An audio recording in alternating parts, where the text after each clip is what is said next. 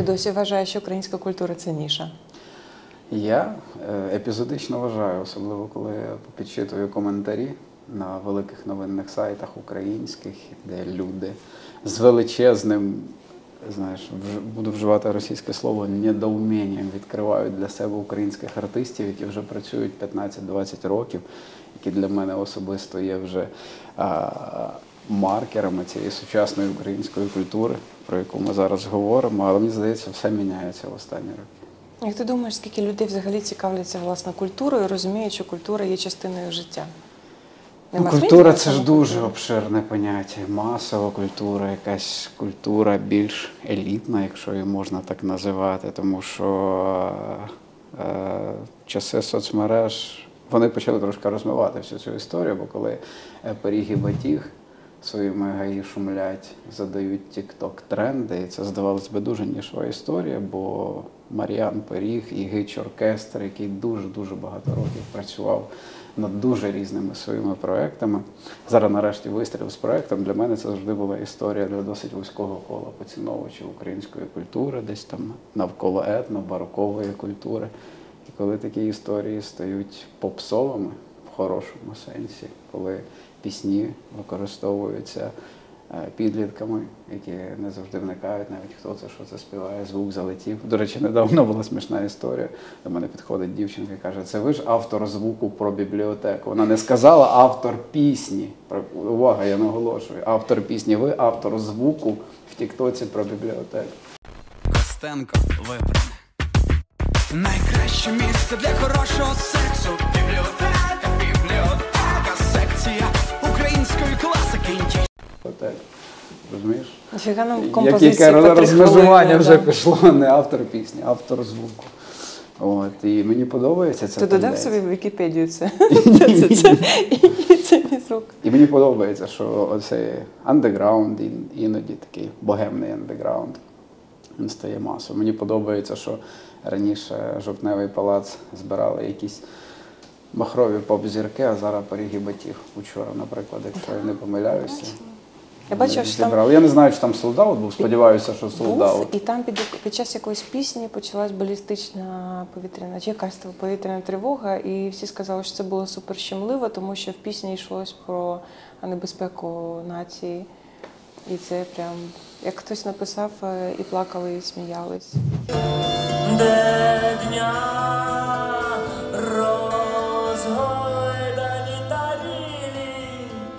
Думаєш, які взагалі зараз запити у сучасної молоді на цитати, на звуки? Чого вони шукають зараз в українській культурі? Ми про молодь, яку говоримо, тінейджерів чи трошки про тінейджерів. старших? Чим їх можна зачепити зараз із всього масиву української культури? Що з ними резонує? Вдома тінейджер росте, 12 років це тінейджер чи перед тінейджер? Тінейджер, так. Її взагалі українська культура не дуже цікавить. Її 8 чи 7 років, в 9 точніше, цікавив Калуш на хвилі популярності Євробачення. Зараз вона повністю поглинута кей-попом. Вона в українській музиці не знаходить відповідників, так би мовити. З того, що я спілкуюся, і відповідно вона не дуже мечить себе із проявами сучасної української культури. Не знаю, чи це вікове, чи справді немає цієї ніші, яка би там була аналогічна кей-попу, але знову-таки кей-поп – це продукт виключно корейський. Мені здається, я не бачив американського, британського чи польського кей-попу.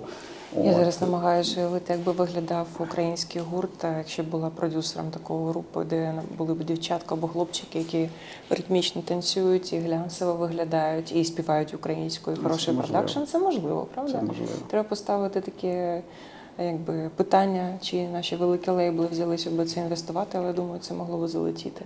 З іншого боку, я зараз думаю про мене брат рідний, між нами майже 20 років різниця. Він живе зараз в Дубні.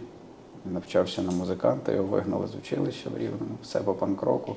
В нього вже своя група є, якась друга чи третя по рахунку. На 18 років це багато. І він, можливо, завдячуючи моїм впливам, виріс абсолютно в лоні української музики. Там він з років 2-3 вже знав, хто такі Ролікс, Крихітка, там Тартак, умовно, тоді в кінці нульових. І зараз, типу, абсолютно за всім слідкую, але я з ним спілкуюся, і багато його однолітків абсолютно поза контекстом цієї історії. Особливо там в Дубні. Для них, як не дивно, досі російська музика, серіал, як ж цей російський серіал модний в Тіктоці, не пацани, а як? Чи пацани, я не знаю. Слово пацана, да. Це я свого родича, племінника, заходжу в інсту просто, який в Дубні живе, і дивлюся, в нього там прям цитати з цього серіалу і все. І я думаю, воу-воу-воу-воу. Ну, це ми про захід країни. Це ще комплекс меншовартості, чи це просто небезпека впливу великої спонсорованої машини російської пропаганди на молодь? Ну, радше друге, бо я не впевнений, що підлітки там 12-15 років хочуть сидіти в російській тюрмі. Комплекс там меншовартості чи чогось іншого. Вони навіть не ставлять знаку дорівнює взагалі між війною, між культурою. І це не стосується тільки там умовно регіональних тенденцій, якихось це мої сусіди на Осокорках, з якими я періодично маю розмови про російську музику в їхніх машинах, про російську мову на дитячих майданчиках і так далі.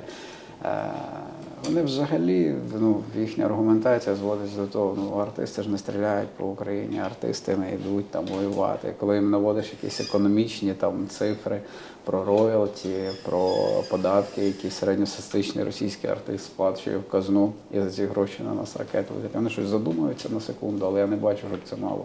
Тобі не здається, що взагалі нам потрібен якийсь новий великий список аргументів, чому культура дорівнює політика? Чому культура Мені самому їх бракує, бо я розумію, що мій арсенал аргументів вичерпується.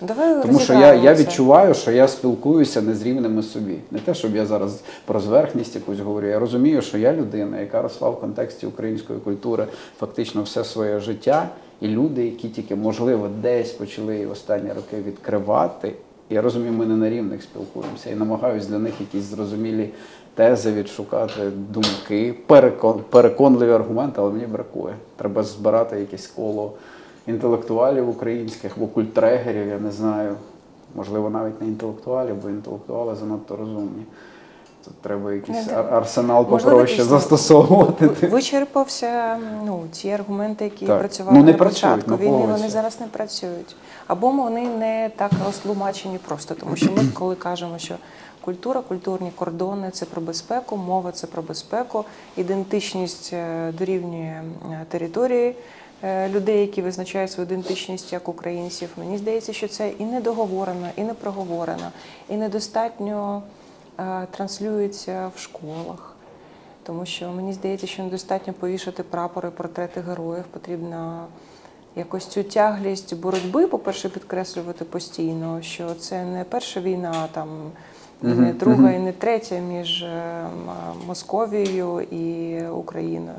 І що ті загарбницькі амбіції, імперські амбіції, радянські амбіції, зараз російські амбіції, вони є загрозою для Європи дуже давно. І мені здається, що ми недостатньо розповідали весь цей час про Росію як про постійне джерело загрози для Європи. Так, але мені чомусь здається, що з підлітками це не буде працювати. Мені здається, що підліткам потрібно десакралізувати образ успішного російського громадянина. Їм подобається зухвалість, вони ясно, що протестують. Ми в свій час протестували проти російського і співали українською, вони роблять це рівно навпаки. Тому що мені в 18-19 це було просто, Росія сприймалася як, ми зробимо. Оці всі мумітролі. Прикольно. Мумітролі. У нас тут почалась Червона рута, і ми на них дивились, ми не будемо співати російською, А зараз вони роблять навпаки, але з чого складається крутість для підлітка, фактично це можна розібрати. І там все одно є компонент фінансів, там все одно є компонент внутрішньої свободи і протесту проти дорослих, там є компонент оцього глему, або свегу, або зараз у них якісь інші вайби, це має назву. Якась естетична концепція, яка робить тебе привабливим, крутим і сучасним. Але все це можна поділити на ці штуки і по-продюсерськи, по-перше, створити україномовний такий і десакралізувати цю крутість російських підлітків із кримінальних серіалів, які потім закінчують в російській тюрмі, наприклад, або стають російським ментом успішним. Тому що мені здається, що вся оця, російські культурні герої підлітків, вони Моргенштерн та все решта. Потрібно заробити грошей, показати факт дорослим, а потім бажано переїхати в Європу і купити там будинок. Ну, це типу арка успіху героя. Вони все одно не можуть залишатися успішним в Росії, тому що ну хто успішний залишиться в Росії? Ну сумасшедші, що ли? Щоб спілкуватися з ким, щоб дружити з ким, щоб займатися чим. Тобто успішний російський герой має все одно переїхати звідти. І мені здається, що це достатньо слабке місце, тому що ніхто не розповідає, яким круто на Алтаї, типу в селищі, в якому немає туалета. Або ти заходиш в кримінал пропутінський, оце інша арка успіху, і ти вже нікуди не виїжджаєш, тому що ти просто не в'їзний в більшість країн. І мені здається, що це саме те місце, на яке потрібно вказувати підліткам, що ви, звісно, дивитесь на цих пацанчиків, але ви маєте розуміти, що вони закінчують все просто сідаючи на поток від ГБшного бізнесу під Путіним, і потім, як шавки і сявки, отримують свою пачку крихт з стола російських олігархів. Якщо це твоя мрія, український підліток, погані новини для тебе. Ти не поступиш в інститут Болонії, ти не будеш працювати на великому європейському підприємстві, ти не будеш відбудовувати своє рідне місто. Це якась інша історія без майбутнього. Я так розумію, що нам треба, використовуючи аналогію з трошки іншою нішою, замісна терапія. Знаєш, героїнові наркомани, метадонова терапія в них відбувається. Так. Я бачила ці черги на вулицях біля аптек. Тут треба, напевно, включення держави в колаборації з якимись лейблами там, і так далі. Формування, хай це, не знаю, не публічно буде відбуватися. Це не має робити поточне Міністерство культури, тому що я не бачу там розуміння, але як це має це за робити. підтримки держави якимось чином відбуватися. Хоча б фінансово. Фінансово або шукати гранти. Або гранти, так. Ти брав гранти останнім часом? Так. Я вперше в житті заповнила грантову заявку на збірку дитячих пісень.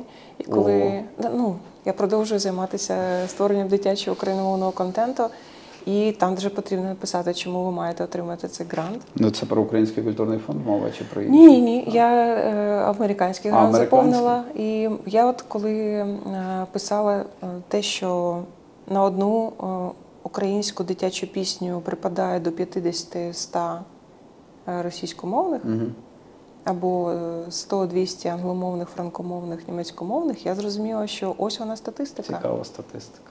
Тобто її треба подивитися і підбити, але реально все, що відбувається в українській дитячій музиці, це буквально, 300-400 треків. І Назар Савко, автор тотальної більшості з них. Він молодець, хай робить те, що робить. Ні, я ж не проти, я просто що ринок достатньо відкритий. Ринок відкритий, мільйони переглядів. Imogen Heap, я дуже її люблю, записала нещодавно Baby Song. І вона давала інтерв'ю про те, що вона потужна артистка електронної музики.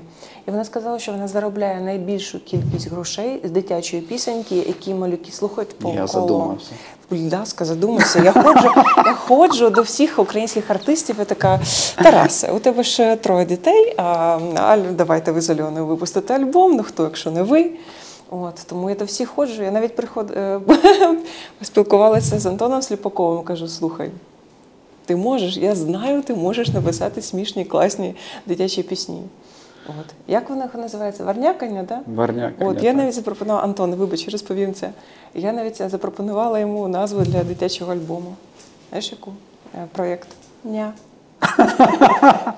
Це клас. Я впевнена в тому, що дуже багато українських артистів могли би просто як данину новому поколінню зробити в своєму стилі дитячу пісню. В тобі взагалі впевнена?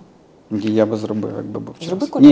Зроби кольоровий альбом. У тебе фіолет є, тобі потрібні всі кольори. Давай. Я тебе можу спродюсувати організаційно, поки ти зайнятий військом. Але в мене вже таке відчуття, я знову-таки в бульбашці живу, що контенту українського дитячого стільки, що немає. Наспівай мені пісню. Без черепахи. Без черепахи, без бульки, без трактора. А трактор, до речі, це перекладна тема. Ні, то вони... Баранці, класно. Баранці, Ганна Чубич, люблю її дуже.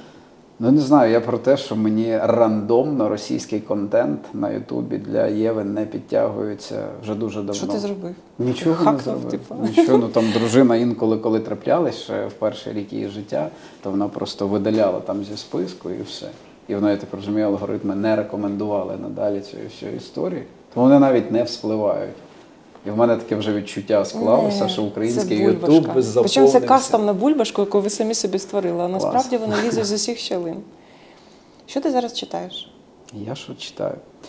Я позавчора завершив читати новий роман Євгенії Кузнєцової О. «Вівці цілі».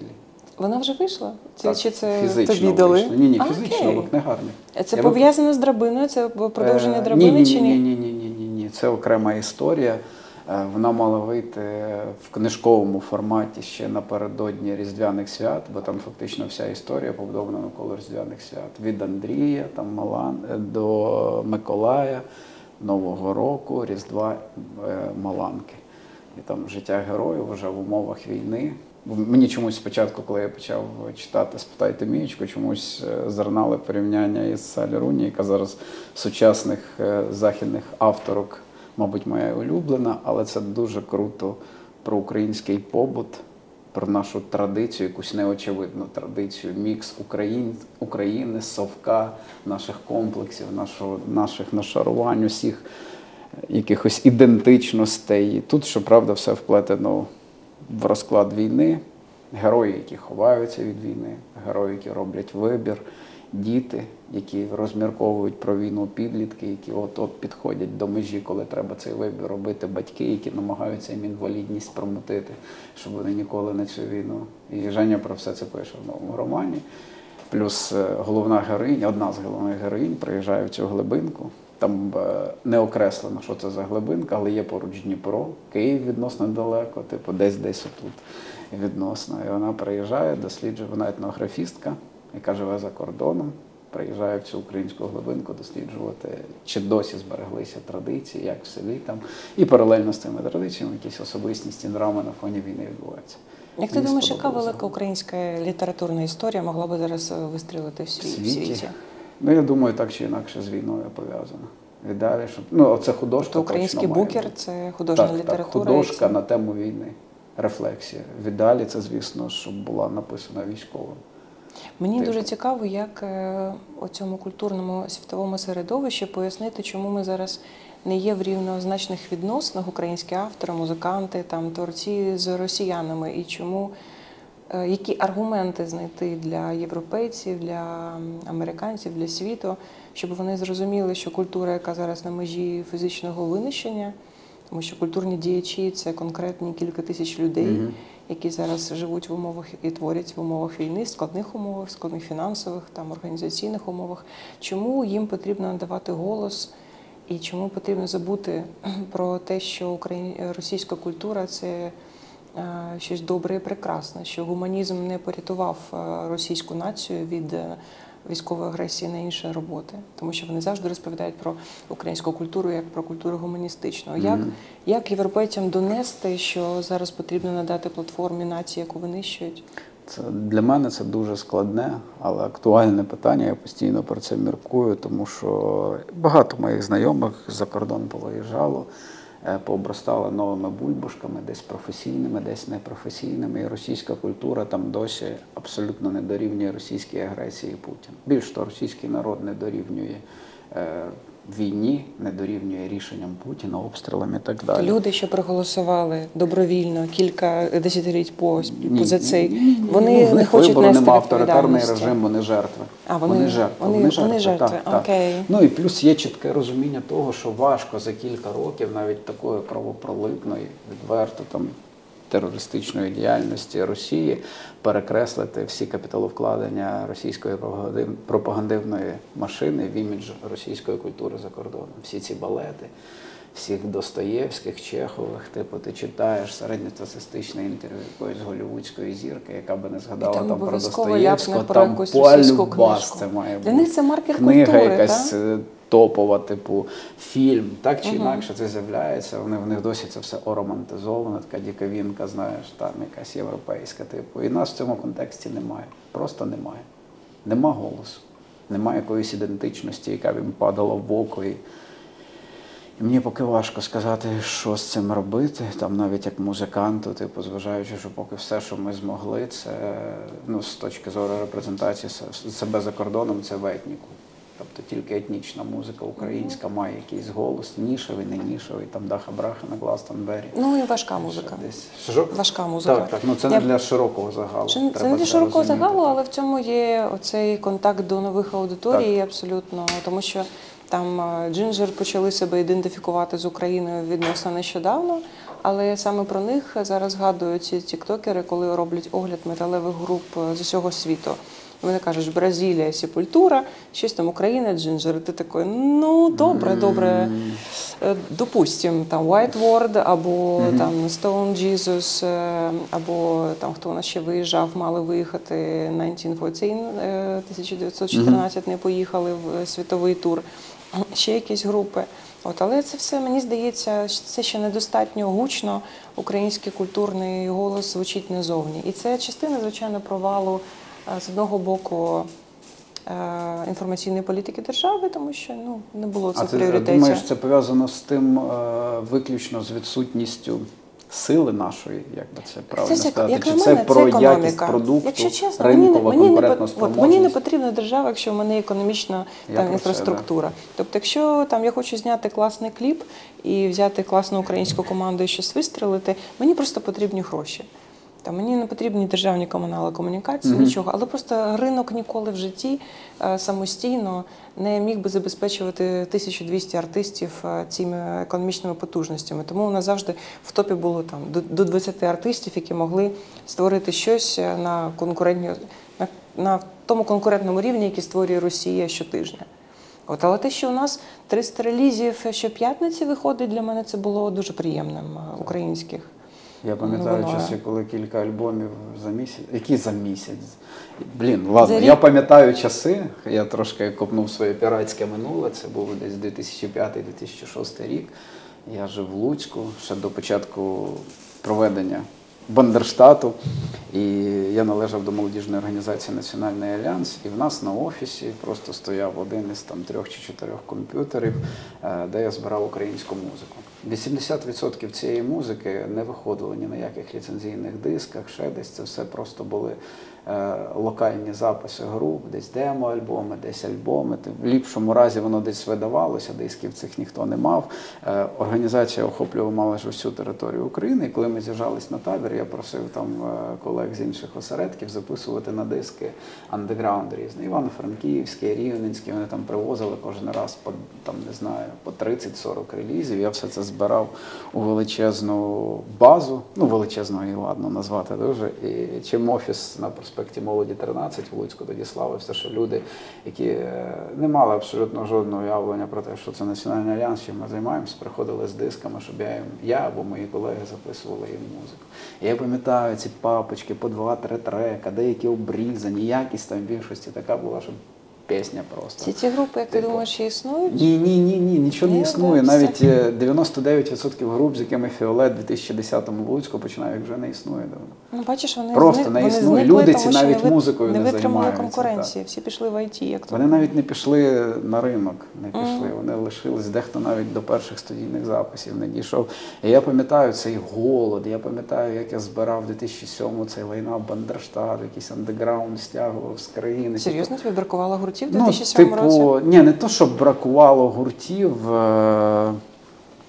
Бракувало гуртів, чесно кажучи, з якими міг домовитись на адекватних умовах. Це вже можна було зібрати. Ні, я збирав, але для більшості людей це були абсолютно ноунеймерські гурти. Бо я не ставив собі за ціль, і не те, щоб не ставив за ціль, не було ресурсу, скажімо так, привозити вже якісь розкручені банди. Це зазвичай був локальний андеграунд там Західної України, але і там і Дніпро, і Ролікс, я міг там з Херсону привезти, вони на той час в Херсоні базувалися, Але я добре пам'ятаю, що це інші часи були, абсолютно інші часи в сприйнятті української музики, ми маргіналами були, ми реальними маргіналами були. Ні, я теж пам'ятаю часи, коли треба було виправдовуватися. П'ятниці, але це шлях, який ми пройшли. І я радий, що, можливо, все так сталося, бо є відчуття цінності цього процесу, шляху, який теперішні музиканти не дуже розуміють, а може і розуміють. Ну, вони не Важко стикалися з сказати. таким Да, не опером, як ми, стикалися. скажімо так, але для мене це там. Я зараз слухаю, як бідкаються, наприклад, коли вони бідкаються молоді артисти. А про що вони бідкаються? Те саме, про що ми бідкалися, що так? мало квитків продається, що недостатньо музику слухають. І я розумію, що багатьох з них також покосить, як покосили музикантів, там, коли нам з тобою було по 20 років, ми грали на базах свою музику. Я розумію, що тоді багато гуртів просто опустили руки, пішло на роботи, тому Так, що так. економіка. От, і я розумію, що у них виявляється та сама проблема. Що там Атой працює в ІТ, от Ексфауна працює в ІТ до останнього часу, там ще хтось має другу, третю роботу. І це фактично нічого нового, от, але коли масштаб країни зменшується, і в умовах постійного, я не знаю, як ти, я щоночі здригаюсь, коли бачу, там, що ворог просунувся так, ворог просунувся так. Там, ми ж доокуповуємо. Я намагаюся вночі це не дивитися. Мені приходить вночі сповіщення, і я засинаю завжди в поганому настрої, тому що я бачу зараз квітень і хроніку російського наступу з Сумщини, з Харківського напрямку. І я розумію, що в цей час мої друзі-артисти, там, Hate Speech, мобілізуються, наприклад, в Збройні сили. І я буквально бачу, як от зникає ця українські культурні герої, розчиняються в загальному русі спротиву. І для мене це велике питання. Якщо нас, правда, культурних діячів до 10 тисяч людей, А звідки ти ці цифри? ну я так думаю, навіть якщо ти візьмеш всі театри, Так. всі там офіційну частину мистецтва, потім неофіційну мистецтво. Ми ж знаємо, скільки репетиційних баз в Києві. Їх така кількість. Вони заповнені стільки-то годинами. Ми знаємо про 300 релізів на місяць. Ми знаємо, скільки випускають там один лейбл, другий, третій. Це все можна обрахувати. І це все, плюс діаспора є українською культурою, і це все дуже намацальні цифри. Я просто бачу, як розчиняються там, іде одна група воювати, друга, третя, менше релізів, менше концертів. В цей час російська культура на жодний момент не здає, навалує свої кількості релізів, свої. Зараз оцей феномен башкірської групи. Перший тиждень я дуже добре моніторила, що пишуть росіяни під цим. І вони буквально вперше під релізом групи, яка на тюркській мові випускає трек. Перші 2 дні були ще повідомлення, що це не русське. Але потім, коли вони помітили, що пишуть про звільнення малих народів, наприклад, інші з Казахстану, з інших країн, вони дуже різко поміняли риторику і почали «це наше». І це було ось так миттєво. Мені здається, що, звичайно, до речі, в цьому сегменті ми втрачаємо. Я не пам'ятаю великих хітів, крім Джамали, кримсько-татарської мови, а ми могли би. І це була б дуже хороша заявка на Євробаченні, зокрема, від України. Але це знов я зараз мислю, як там, не як співачка, культурний діяч і продюсер. І я розумію, що ми трішечки провалюємо політику в цій галузі, тому що ми маємо бути голосом свободи для тюркських народів Росії. Тому що вони надто довго під цим ігом Москви. І вони вже втрачають ідентичність, у них вже мало підлітків, які розмовляють рідною мовою. Для них це взагалі питання виживання. А кількість малих мов, наприклад, в Якутії, там, в тих народів вона вже десятками. Я би хотів, знаєш, повернутися до першої частини твого питання, спічу останнього. Що ти думаєш з приводу потенційного бронювання взагалі культурних діячів? Давай, це срачогінна тема. Цікаво. Давай просто. поговоримо про це, тому що у мене немає, до сих пір, з одного боку, я розумію, що кожен з нас має боронити державу і країну, кожен з нас хороший громадянин, якщо він їх захищає по мірі сил. Але з іншого боку, я розумію, що це небезпечна територія. Абсолютно. Тому що щойно ти прибираєш українського митця зі сцени, туди заскакують 4 російських з балалайками. Моргенштерн, ми про нього постійно говоримо, насправді він актуальний років 5 тому перестав. Нові культурні, умовно, герої. Хто там знову уявлення немає, ну ладно. Нам підлітки розкажуть. Я багато про це міркую, особливо ці всі страчі були про стратегічні підприємства, бумбокс, без обмежень. Тобто, По комусь менше питань, по комусь більше питань. Низка видавництв отримали статус стратегічних. Ну, і, О, я відповідно, навіть здогадуюсь, які. працівники отримали бронь. І, ну, мабуть, в ідеалі так і має бути. Але де провести оту лінію, що культурні діячі важливіші за якихось інших діячів і так от. І, ну, Я не знаю. це все Ну, складно. у мене нуль питань до бумбокс, які самі служать частково колектив, подають приклад іншим. І водночас примудряються зробити якісь духопідйомні пісні і донатити. І збирати. І збирати. постійно, Тобто до них жодних питань. До придворних більш музикантів, які там мали якусь іншу позицію, якось інакше себе проявляли, їх збори не відповідають. Ну, про це краще за всі сказали курган. Про це найкраще сказали там кургани і агрегати, які достатньо ефективно працюють якраз в галузі зборів. І дуже неочікуваний, до речі, їх культурний феномен, як на мене, Абсолютно. як і українських Я стендаперів. з тих поціновувачів їхньої творчості, що хто З слухав самого ще початку, оті самі відос. Я як зараз пам'ятаю, у нас Я з був Дашою концерт Астафєвою їх в Люб. слухала, Я починаючи. ті сам уходиш, оці всі відео сільські. Я як зараз пам'ятаю, ми поїхали з Фіолетом на якийсь фестиваль в Любліні, і там наш знайомий включав нам це. Це перший раз, як зараз пам'ятаю, ми в годечку були. Кажу, зараз вам покажу самих крутих українських музикантів на сьогоднішній час. І оце, де вони ходять. Кізяками, коров'ячими кидаються. Я дуже довго думала, що це суто соціальний феномен, такий прикольний. А потім я потрапила на їх виступ на фестивалі і думаю, о, то тут є ж музика теж. І це так прикольно насправді. Красивий, но тупий, стісняюсь підійти, не знаю, що сказати, коли один на один. Великий, но слабий, і деньги не мої. Боюсь, відкрию душу, остануся один. Я завжди любив такий трешак. От, ще й самоіронічний, типу. Це завжди дуже дивно, які топ-артисти у нас в Україні є топ-артистами. Я пам'ятаю, коли топ-артистом був Андрій Данілко в образі Вірки Сердючки. Нікого не було крутіше, ніж український травесті хлопець. І коли ти думаєш про це традиційне середовище, типу про те, як святкують, значить, релігійні свята в Україні, і ти розумієш, що топ-артист – це хлопець травесті з застольними якимось піснями, ти такий, ну, щось цікаве зріз суспільства. І зараз, коли ти бачиш, хто у нас топ-артисти, ти розумієш, що завжди є якась там рок-культура і ліричні хіти, але дуже неочікувано, що два хлопця з таким вайбом можуть зібрати, я впевнена, що зберуть палац спорту. Дуже неочікувано. До речі, да, вони ж палац спорту. Так, я Це впевнена, що просто зберуть. топ. От, і топ. оце що там з музики, що з соціальної ролі, що з просто хайпу, і це достатньо сильна протидія російській культурній навалі. У них нічого такого прикольного немає, бо немає нічого такого вільного, немає нічого такого протестного. У них ці імітації протестів, оцей стрьомний хлопчик, який виглядає шаман, да, як нація, якась пародія, якась пародія на все одразу. От. Ну і мені що ще подобається в курганах, що вони починали з такої відверто трешухи, але якщо включити два останні там їхні альбоми, там Зем Бонджу, який вже заслуханий мною до неможливості, просто це ж дуже фірмовий, такий фанкі, двір з вінтажним вайбом. І це взагалі фірма. Так? Ти слухав? Я ще не чула. Зем Бонджу. Окей. Не, почни з нього. Добре. А потім можеш, це останній, який нещодавно вийшов, я ще його не встиг заслухати.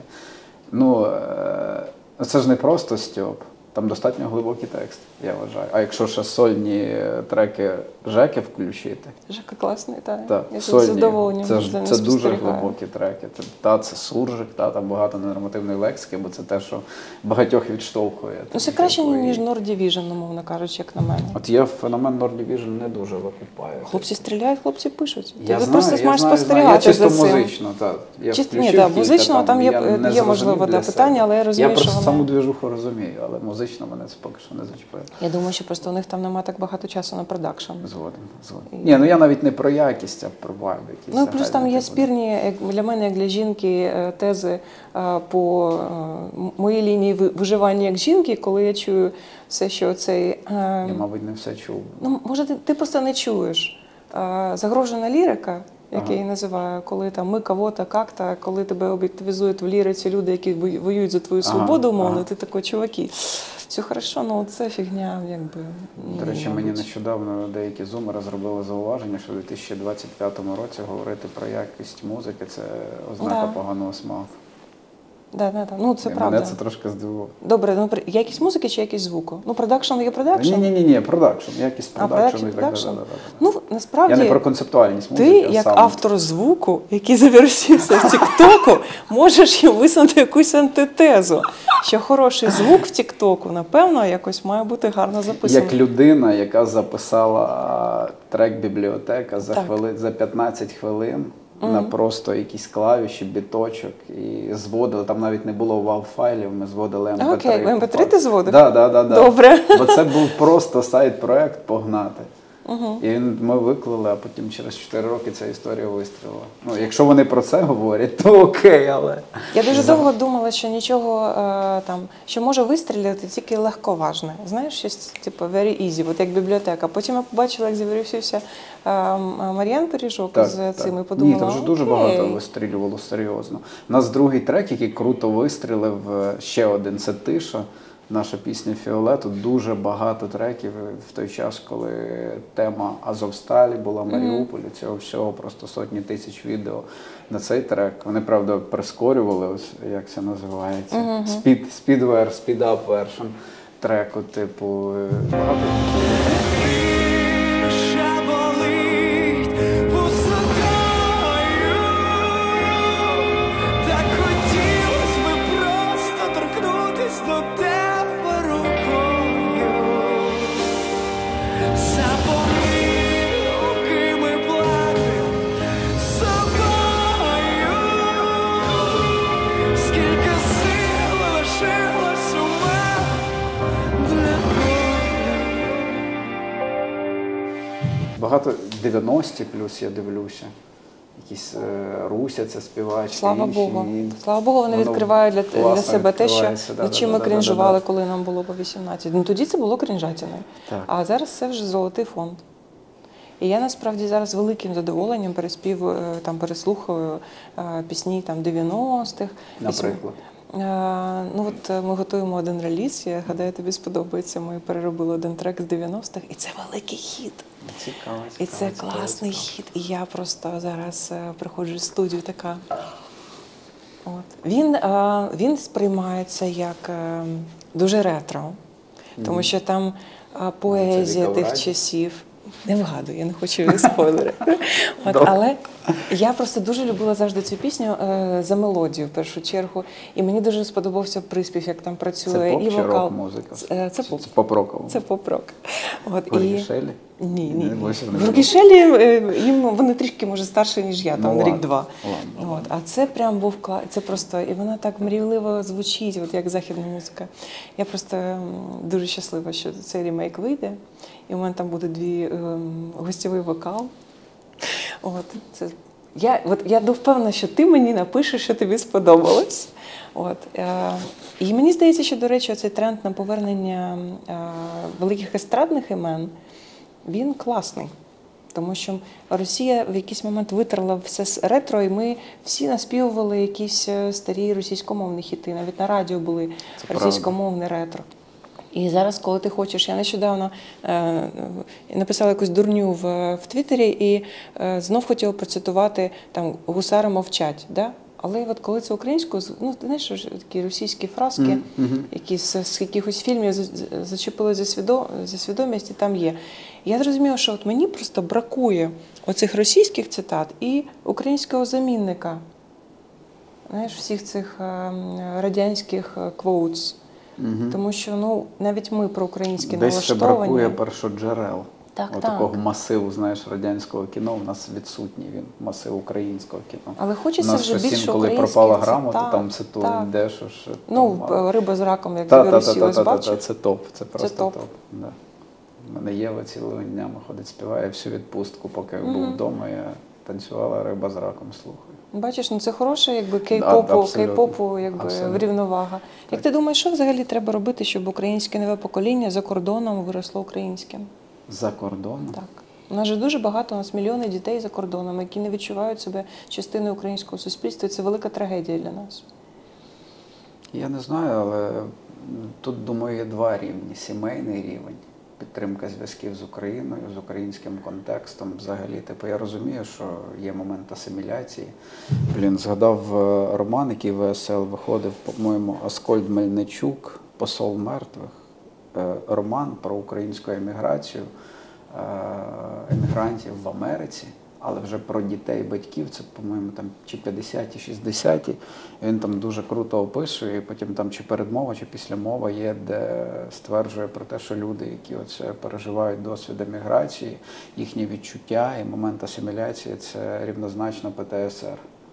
Все, що вони переживають в моменті. І він там дуже класно демонструє про те, як поволі мова з ужитку виходить, як традиції зникають, як ти намагаєшся стати частиною нового середовища, відмовляєшся, типу. І до чого я веду, що тут є два рівні: сімейний, збереження внутрішньої традиції мови, там, тяглості з Україною, зв'язки родичі, там, не знаю. І другий момент – це діяльність локальних інституцій якихось. Але з того, що я знаю про дуже багато діаспорянських організацій, просвітянського штибу, назвемо їх так, це дуже часто про вчорашній день. Ну, позавчорашній, скажімо так. Ти був ще українською. Ну, тобто я впевнена в старій діаспорі, яка є українською, україномовною, Вони але не дуже дивляться в сьогодні. Так, ну напевно, що, але я не впевнений, що вони якось там об'єднуються в якісь, я про це не знаю. Не впевнений, я не знаю. Чи вони об'єднуються в якісь організації, що в них там, не знаю, умовно з якимось активним дозвіллям. Бо в мене є низка шанувальників, які там живуть. Хтось в Бостоні, в Чикаго, якщо про Америку говорити. Є наші шанувальники там в Тбілісі, які іноді збираються, якісь вечірки там роблять і так далі. Але воно все так от вузенько. Ну, але очевидно, це від кількості там українців залежить. Типу, десь, чи там сестра в мене в Едмонтоні в Канаді живе, і до них регулярно українські артисти їздять, і це для них кожен концерт, це не просто концерт, це акція єдності. Едмонтон, нам треба поставити це на мапу своїх концертів. Вони спілкуються, вони, нетворкінг відбувається, навколо бізнесові якісь двіжі, ще там щось. Це сходняки класні, концерти. І я кожен раз ще повертаюсь до держави, що якось би держава, але я вже все менше перестаю. Слухай, ну ми і є держава, за великим рахунком. Я більше про якісь інституції говорю, типу, і про якусь політику цілеспрямовану. Бо коли ми говоримо про громадський сектор, він залежний від дуже багатьох речей. Фінансування, зокрема, і він нерівноцінно активний завжди. І от зараз з USAID, те, що відбувалося останні місяці, коли низка організацій просто припиняла своє існування. Так швидко. Хто би міг подумати, що американські системи, які існують понад 40 років, можна обвалити за тиждень-два. Якщо б мені хтось сказав це, що Трамп буде обвалювати величезну кількість інституцій, які допомагали всьому світу, підтримували демократію за тиждень-два, ну це просто російська якась кампанія, знаєш. Це так їм на руку. Це просто дивовижно, як здійснюється мрія старих кегебістів розвалити Америку. Я за цим спостерігаю з таким вони зараз здаються менш стійкими, там, ніж ми морально. Вони тільки так розводять руками, бідкаються і кажуть, ну як же ж, зверху спустили наказ. І для мене це оцей рівень хиткості американських інституцій і те, як вони захищають свої права, це дивовижно, наскільки хиткими вони виявилися. Тобто я пам'ятаю, коли в нас намагалися прийняти ці закони 21 січня, чи що це було, в які було організоване обурення і так далі, наскільки це було всупереч волі народу. А вони думають, що вони це переживуть якось, і вони не допускають, що там... Ми апелюємо до росіян, що вони не виходять на мітинги. Да, Боже, тут американці не можуть... американці, нація настільки свободолюбива.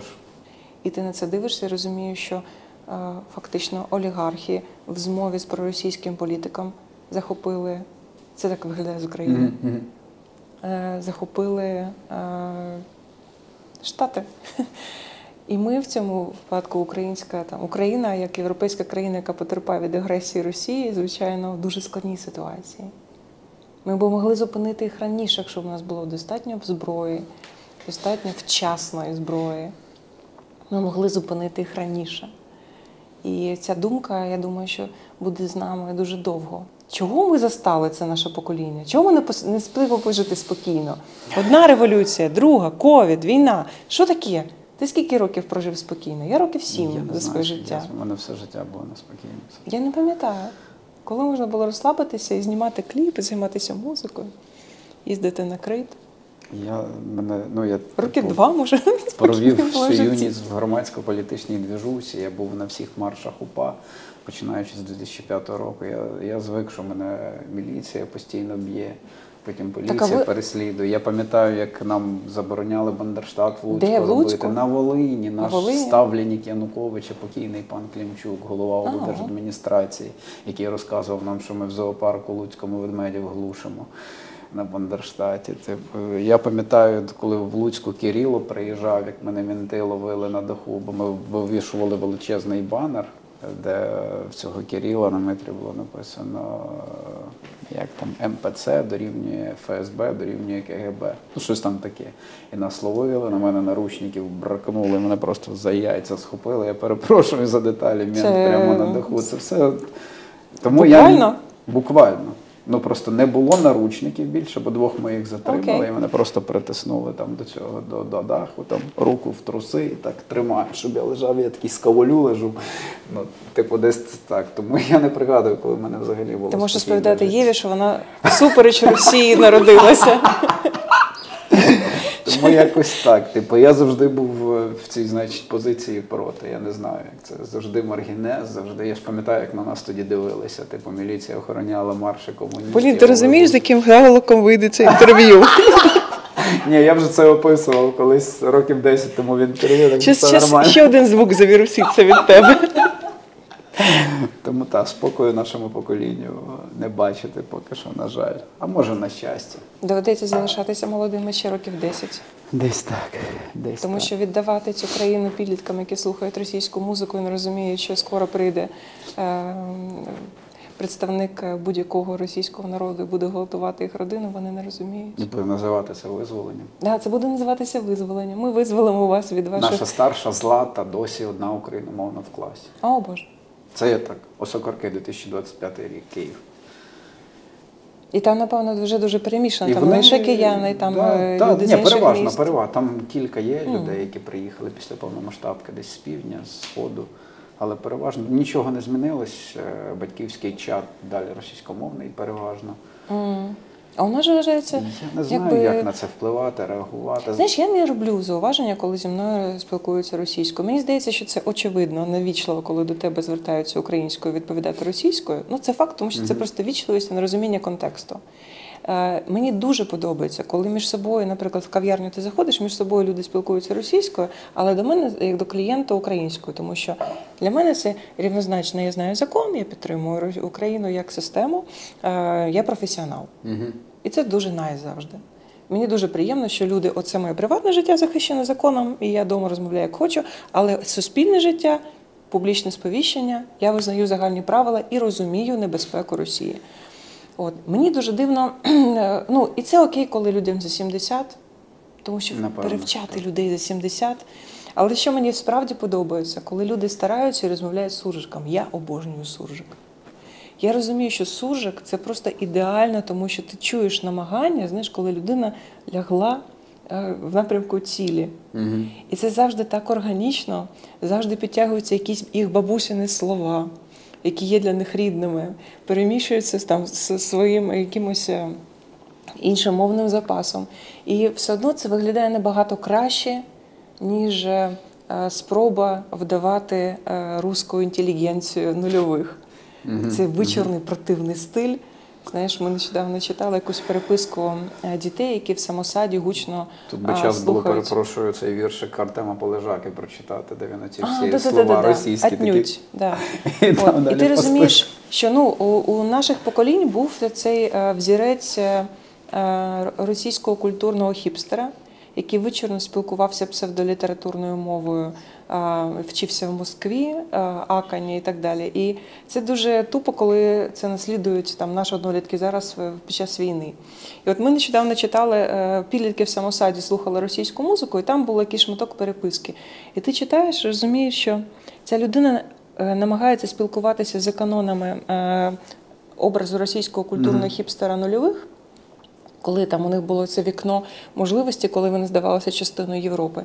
Але ці люди гекають, шокають, вставляють там слова і не виглядають ні з української оптики культурними людьми, ні, звичайно, російськими, тому що для росіян це якийсь хохол, звісно ж, от, які намагаються дотягнутися до планки петербурзького інтелігента нульових.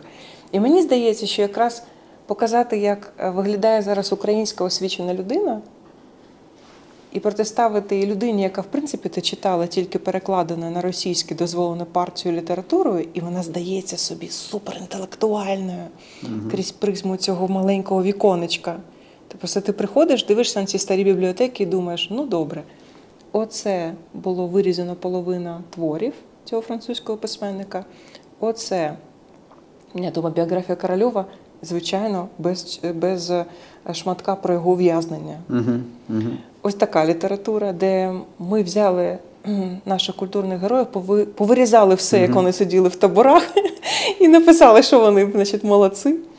От. Ти розумієш, що там кастрована скандинавська література, якісь шматки німецької літератури, вигідні партії. І люди, які все це читали, вони вважають себе культурною елітою і спілкуються з українцями, які зараз наше покоління може читати в оригіналі, що хоче, і вони вважають себе культурніше за нових українців. Оце прям феномен для мене.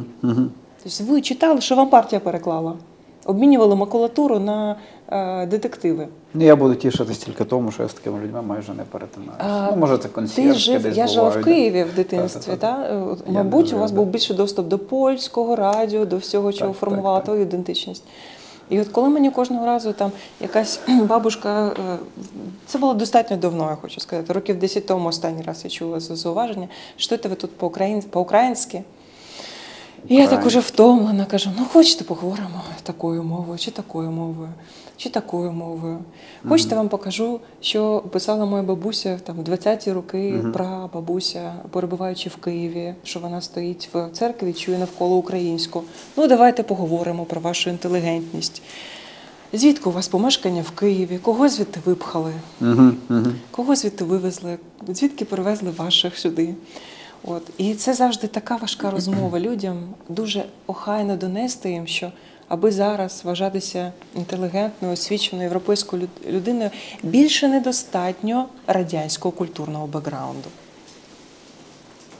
Його ніколи не було достатньо просто. Така парадигма Вони не знали, була. що вони бідні, вони не знали, що вони не освічені. Вони не знали, що ця освіта застаріла.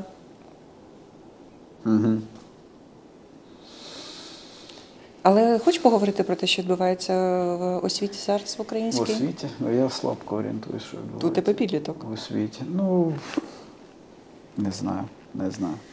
Мало це вникаю, скажу чесно. Що ти думаєш про увагу? Як вчити дітей, які слухають музику звуками?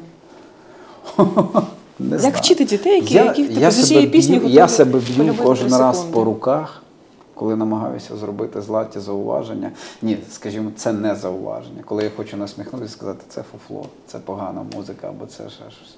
Я дуже добре пам'ятаю, як мої батьки це робили, як вічі мій там це робив, і як мене це зачіпало з думкою, та що ви про це розумієте? Що ви? Ну, це при тому, що в мене відчим там, я так пам'ятаю, середину 90-х, в нього там поєднувалося в його аудіотеці, так би мовити, касети, там, умовно, там, Квінів, Статус-Кво, потім російська музика, якісь Наутілу, Старьков, такий мікс. І він з роками все більше блатняка в цьому всьому з'являлося. Ну, якось так. Ну, така як все в еволюція. Росії. Еволюція, Росія чисто. завжди еволюціонує до Да, ГУЛАГа, до блатняка, правда? та. От, і я дуже добре пам'ятаю ці розклади, які я там слухав, приносив якийсь панк-рок там на касетах, типу те, що там слухали в моїй тусовості. Боже, це навіть не музика. А який ти це панк-рок слухав? Прям Клеш, отаке? Ні, новіший, каліфорнійська Окей. поп-панк хвиля. Да, з ранніх Типа Blink? Green Day, ранніх Offspring, ранніх. От з цього починав. Ну, звісно, десь там і The Clash, і Sex Pistols були, і Ramones трошки пізніше. Скажімо так, те, що в Дубні, в малесенькому районному Кожного центрі. разу, коли ти кажеш Дубно, і мені чується Дублін. І я вже Ні, я не з Дубліна, не з Ірландії. Я з Рівненської області, з Дубна. От, тому що було важко щось дістати. Я дуже добре пам'ятаю, що я приходив, там умовний магазин Best був на базарщику в мікрорайоні, і там фактично все було завалено російською музикою. Трошки менше американської, західної музики. Вона А ти була. застав українські музичні журнали? «Галас», «Шоу-бізнес», оці Ні, прям журнали. постфактум я їх бачив, в друзів в колекції були. Там якісь івано-франківські локальні журнали, які виглядали як напів сам видав. Та-та-та, такий, я типу, бачила знаєш, їх, вони були андруковані типу, прямо. А так ні, я вже в перший університетський рік, ще другий, я вже почав в Луцьку купувати екстрім, молоко. Типу, ну це вже Ми старалися як могли. да, наступна. Я там про майже всю на той час сучасну українську Боже, як я музику звідти вислуховувала за дізнався. те, що ми робили матеріали українською. Боже, які у нас були прям там дебати, але Я потім тоді нам навіть дозволили. чесно, я наче був тоді 50%. в націоналістичній організації, але мене не бентежило це. Ну, якось... Бачиш, і молодь зараз не бентежить да. це всіх Я махів. озираюсь зараз на себе, думаю, так, Захід України, може такі там бандерівці, це і... Ну, Але бо, в приколяси принципі, є приколяси. російську музику слухати, там, типу, ну, ми слухали різну російську музику. Ну, українську, само собою, це по замовчуванню. Що би ти хотів, щоб... А, я до чого вів? І я б'ю себе по руках, коли кожен раз намагаюсь понасміхатися з Лати, з її начебто поганих музичних смаків. Або розказати брату Зумеру, він там вже третю групу за другий рік робить, що ти там щось робиш. Кожен раз ні. І я б не хотів, щоб мені розказували. Це їхній шлях. Тому, ну так от, це, що це за донкіхотство? З млинами боротися, знаєш, це їхнє покоління. Ну, зрозуміло, що ми маємо бути якимось, як це правильно сказати, не те, щоб якимось не гуру. У нас є певний досвід, який би хотілося передати їм спадок. Наш шлях, щоб на граблі ті самі не наступали. Це так не працює. Юнацький протест. Вони нас пролиснуть, мені здається. Да. Коли така фрагментарна уява, вимагати від них тяглість спротиву 400-літньої російській агресії, це прям надзадача. Тобто Згоден. вони можуть не пам'ятати, що їм подобалося вчора, а ми хочемо, щоб вони пам'ятали, що Росія вбиває українців 400 років і не збирається зупинятись. І там, ладно, наше покоління буде робитись до останнього, це вже зрозуміло.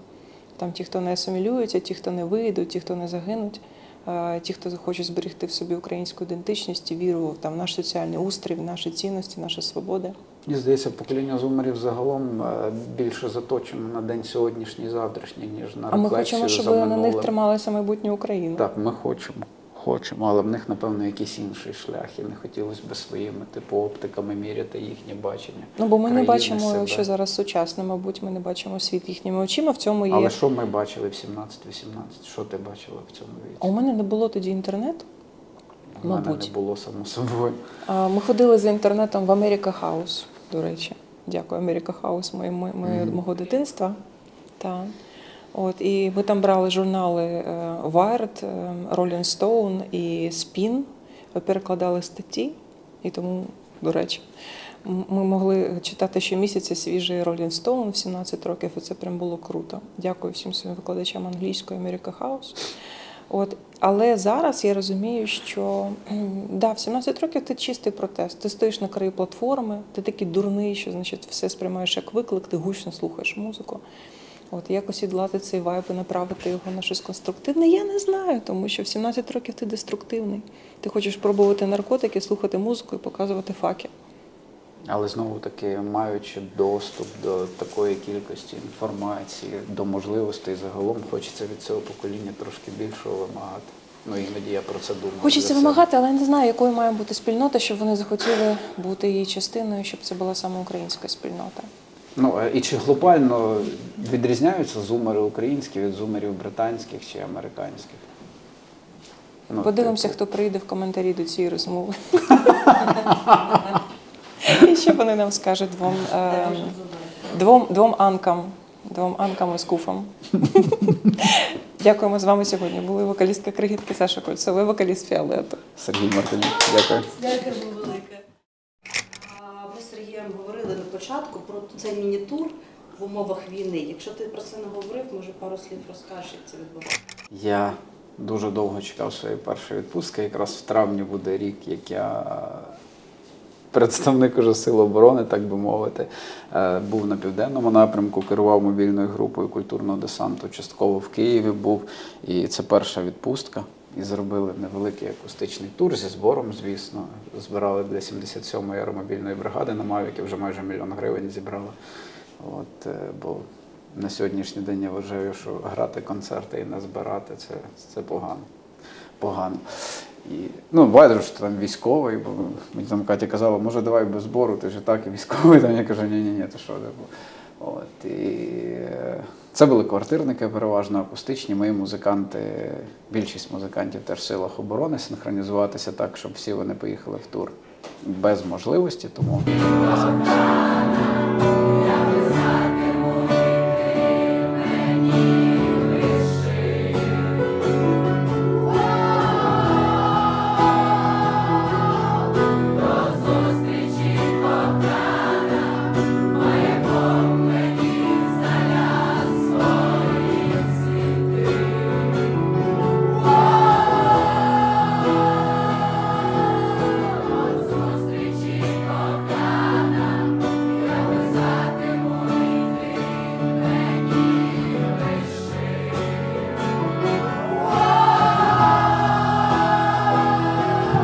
Я запросив знайомих київських музикантів, які є документи і все інше, дає можливість Україною їздити, бо з цим теж зараз складно, скажімо так.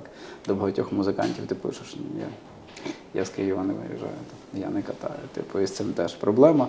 Репетицій було всього кілька, бо навіть коли на службі в Києві був останнім часом, то робота на штабі до пізнього вечора, типу, зранку їдеш, пізно повертаєшся, навіть змоги відрепетирувати нормально не було. За рік я страшенно відвик від мікрофону, від звуку в моніторах, від сцени, але тур гарно пройшов. От. Це не супервеликі зали були, бо не було можливість хоча б 2-3 місяці нормально попромити ці концерти. Я думаю, музиканти розуміють, що зараз, коли ринок насправді дуже конкурентно спроможний, то, і як на мене, треба побільше в ресурс цей промоційний вкладати, ніж раніше. Знову-таки свого досвіду. Я пам'ятаю, як колись було зібрати умовно 1000-й Центрум, коли ми вперше там в 16-17 збирали, і що зараз це набагато, нам особисто складніше зробити. От. Але я щасливий був. Кожен вихід на сцену для мене це зараз подія, свято маленьке. Ну і важко, в принципі, коли ти 15 років цим активно займався. Ми достатньо активно концертували, там по 2 тури в рік, плюс активне там фестивальне, опен-ейрове літо. Без цього всього, в принципі, опинитися. І... Тому таке, трошки з сумом про це говорю, бо відпустка завершується буквально за день, повертаюсь до служби. От, і я радий, що цього року щось планується. Ми виграли грант від УКФ на запис альбому, стипендію. Я минулого року на Південному напрямку ночами пісні нові писав. Зараз віддали їх в роботу. В травні збірка нова вийде віршів в видавництві Старого Лева. І я радий, що паралельно щось буде виходити, відбуватися. Є відчуття, що від моєї тодішньої домобілізаційної версії дуже мало лишилось, тому що реально 90% часу зараз в службі присвячено. Ну, культурний десант, наче б не бойовий підрозділ, бо ми об'єднання військовослужбовців, які займаються психологічною підтримкою персоналу, це зараз так називається. Колись це називалося морально-психологічне забезпечення, а тепер психологічна підтримка персоналу. ППП. Тепер так. Так, але роботи дуже багато, і ти постійно в русі, в динаміці і для творчості, та навіть для сім'ї, навіть коли ти в Києві, часу не лишається. І це ж карабеку там на душі дуже сильно. А я звик бути активним. Туром підзарядився, тепер будеш нести моральне забезпечення далі. Тому все добре. Все добре. Я не нарікаю, я в принципі розумів відповідальність за свій крок. Я готую європейський тур з замінами, тому що ми не виїзні також. І він буде маленький, скоріше за все акустичний знов. І, можливо, я поїду з дівчатами складом, зі струнами. От, і ми розглядаємо це, тому що інакше зараз репрезентувати українську культуру в Європі дуже важко. Я не кажу вже про те, що це має супроводжуватися зборами. Коли Кейт Неш із Британії каже про те, що в неї збитковий тур в Америці, просто тому, що вона хоче виступати. Я думаю, oh, sweet summer child, у тебе збитковий тур. Я ще виступаю кожного разу на всіх концертах, ще й людина, що веде аукціони. І просто... Я сам. От, так, ми розуміємо, що це нова професія. От, і ми маємо привозити ще щось на лікарські або військові потреби. Тому... Так і не застанемо ми з тобою прекрасних, безхмарних часів, як митці. Давайте сподіватися, що застанемо. Я сподіваюся жити дуже довго, Власне. робити музику різну дуже довго, тому що просто це необхідно для моєї держави, щоб були якісь представники держави, живі, які скажуть: доброго дня, ми з України, і країна існує, Україна бореться, Україні потрібно допомагати.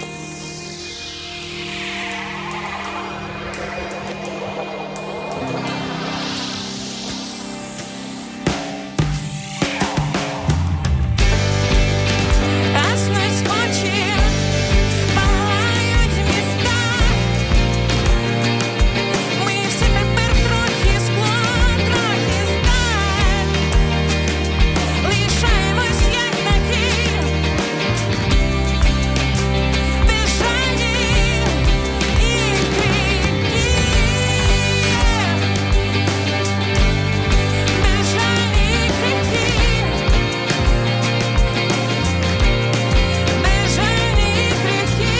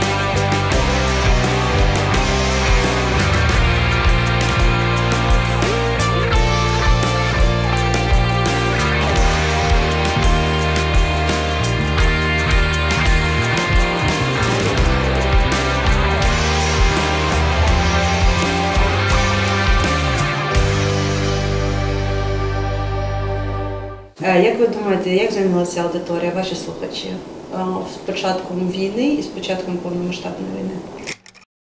Наших слухачів стало менше, наші слухачі виїжджають, вони уникають війни, наші слухачі втрачають свої професії, гроші, наші слухачі розмиваються, будучи за кордоном, з їх аудиторії в намаганні вижити, їх діти забувають українську, наші слухачі вмирають, наші слухачі в лавах оборони, наші слухачі – це українські громадяни, які зараз в небезпеці через російську агресію.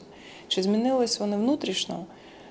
Жодне попереднє покоління не брало на себе такий тягар відповідальності за майбутнє і такий тягар небезпеки від російської агресії. З модерною зброєю, з модерними соцмережами, з такою величезною інформаційною навалою. Тому наші слухачі, як були дуже стійкими людьми, які намагалися підтримувати свою культуру, так і залишилися, але зараз всі їх наміри перейшли в конкретні вчинки. Ну, я позитиву трошки додам. Наші слухачі, яких я пам'ятаю ще підлітками, тепер на концерти з дітьми приходять. Саме так.